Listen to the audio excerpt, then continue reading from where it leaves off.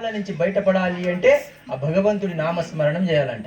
Teacher పిల్లవాడిని అడిగిందంటండి, Jagannadh temple ఎక్కడుంది అని. ఎక్కడుందండి? శబాష్, పూరి జగన్నాథ్ అంటారు కదండి. పిల్లవాడు పూరి ఏం రాశాడంటండి, వెనక వాడి కాపీ కొట్టాలంట.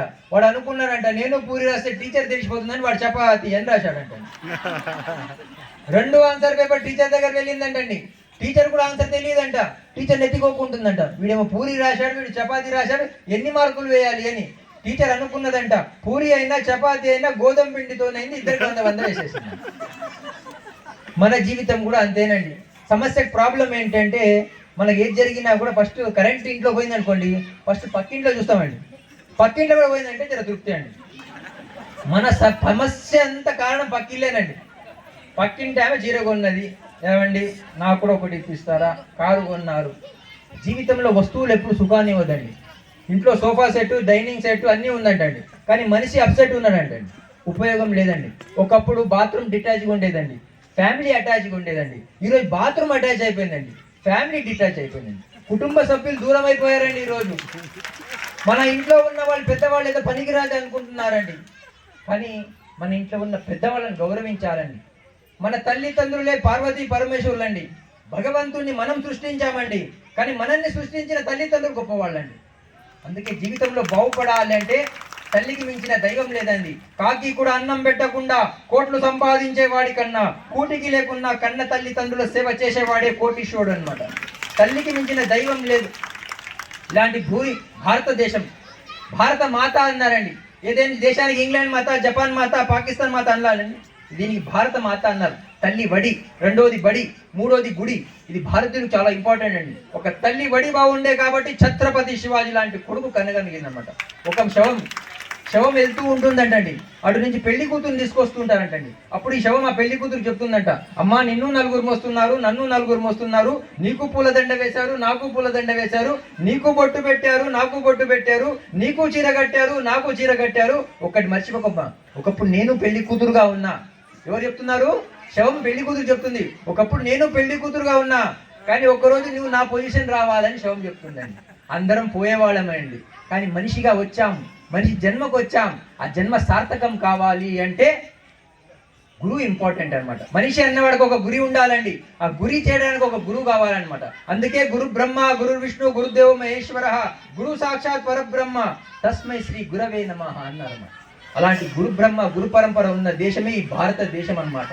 ఇక్కడ పుట్టామంటే ఎన్నో జన్మల పుణ్యం చేసుకొని ఉంటేనే ఇక్కడ పుడతామండి. అనుకోకుండా భగవంతుడు ఒకరోజు ఇంటికి వచ్చాడంటండి. వచ్చి మిమ్మల్ని అలా అడిగాడంట, ఏమా ఏమైనా కావాలంటే కోరుకో అని. ఆమె అడిగిందంటండి, భగవంతుడా మాకింటికి వచ్చావా, పక్కింటికి కూడా వెళ్ళావా అని. భగవంతుడు వచ్చి ఇంటికి వచ్చి ఏదైనా కావాలని కోరుకోమంటే సమస్య పక్కింటి. అప్పుడు భగవంతుడు అన్నాడంట, పక్కింటికి కూడా వెళ్ళాను అన్నాడంట. ఈమె అడిగిందంట, స్వామి ఆమె ఏం కోరుకున్నది స్వామి అని. అరే నీకేం కావాలో కోరుకోమంటే ఆమె ఏమే కోరుకున్నది? ఏం లేదమ్మా, నీకేది ఇచ్చినా కూడా డబల్ ఏమని కోరుకున్నా. ఆమె ఆలోచించడం మొదలు పెట్టిందంటండి. ఇప్పుడు 1 కోటి రూపాయలు అడిగాను అనుకోండి, పక్కింటి ఆమె 2 కోట్లు పోతాయి.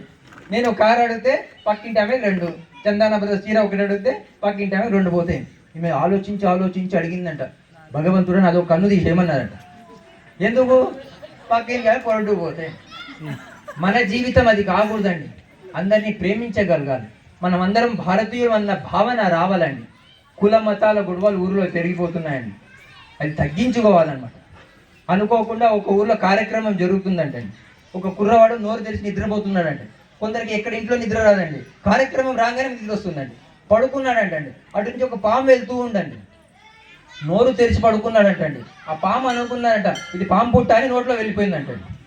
మా సంగమేశ్వర్ లాంటి మహానుభావులు ఒక 4 సేవా ప్రముఖులు అందరు కలిసి డాక్టర్ దగ్గర తీసుకెళ్ళంట. డాక్టర్ గారు అనుకోకుండా ఊర్లో కార్యక్రమానికి వచ్చాడండి, నోట్లో పాము వెళ్ళిపోయిందండి, ఏం చేయమంటారండి? ఏమీ లేదయ్యా, కొన్ని శనగలు 4 పుల్లారెడ్డి స్వీట్ తీసుకురా అన్నాడంట. ఓసి ఇంతేనా అన్నాడంట. అవును స్వామి అన్నాడంట. ఫస్ట్ శనగలు తినమన్నాడంటండి, తర్వాత పుల్లారెడ్డి స్వీట్ తిన్నాడంటండి. ఇప్పుడు ఏం చేయమంటారు అని, ఇంటికి వెళ్ళిపో, రేపు మళ్ళీ సాయంత్రం 5 గంటలకు రమ్మన్నారంట. మళ్ళీ సాయంత్రం 5 గంటలకు వచ్చాడంటండి. మళ్ళీ అదే డాక్టర్ గారు, అదే శనగలు, అదే పుల్లారెడ్డి స్వీట్. 1 రోజు, 2 రోజులు, 3 రోజులు, 4 రోజులు, 5 రోజులు గడిచిందంటండి. డాక్టర్ గారు ఇదే చెప్తున్నారంటండి. 6వ రోజు అనుకున్నాడంట, మళ్ళీ ఎట్లయినా డాక్టర్ గారు అదే అంటారని వచ్చేటప్పుడు పట్టుకొచ్చాడంటండి. రాగానే కూర్చొని శనగలు తిన్నాడంటండి. ఇంకెట్లయినా పుల్లారెడ్డి స్వీట్ తినమంటాడు కదా అని తినబోయాడంటండి. డాక్టర్ గారు అన్నారంట, ఒక 10 నిమిషాలు ఆగవయ్యా అన్నారంట. ఎందుకు స్వామి అన్నట్టు, ఒక 10 నిమిషాలు ఆగవయ్యా అని. ఆగాడంటండి. పాము మెల్లగా బయటకు వచ్చిందంటే దేనికోసం వచ్చిందండి? పుల్లారెడ్డి స్వీట్ వల్లది బయటకు వచ్చిందంటండి. మన జీవితం కూడా అంతేనండి. ఉదయం నుంచి ఏది అలవాటు చేసుకుంటే అదేనండి. ఈ టైంలో మీరు సీరియల్ చూడొచ్చు అండి, కానీ ఇక్కడ మంచి పూజా కార్యక్రమం పెట్టారు. కలవాలి అన్నమాట, అందరూ కలిసి ఉంటే కలదు సుఖం అన్నమాట. భగవంతుడు అనుకోకుండా తిరుమలకు వెళ్ళి మీలాంటి వాళ్ళందరూ కోరుకుంటున్నారండి. మనిషి జన్మకి ఇచ్చాడు, ఏమి కోరుకోవాలో తెలియదంటండి. భగవంతుడికి దిమాగ్ ఖరాబ్ అయిపోయిందంటండి. భగవంతుడు అక్కడి నుంచి లేచి వెళ్ళిపోయాడంటండి, అడవిలో కూర్చున్నాడంటండి. అక్కడ కూడా రావడం మొదలు పెట్టారంటండి. అక్కడ కూడా వద్దని చెప్పి భగవంతుడు వెళ్ళి సముద్రంలో కూర్చున్నాడంటండి. అక్కడ కూడా రావడం మొదలు పెట్టారంటండి. వీళ్ళు ఎక్కడికి వెళ్ళినా వస్తున్నారు, ఎక్కడ కూర్చుంటే బాగుంటుందని భగవంతుడు మనలో వచ్చి కూర్చున్నాడంట.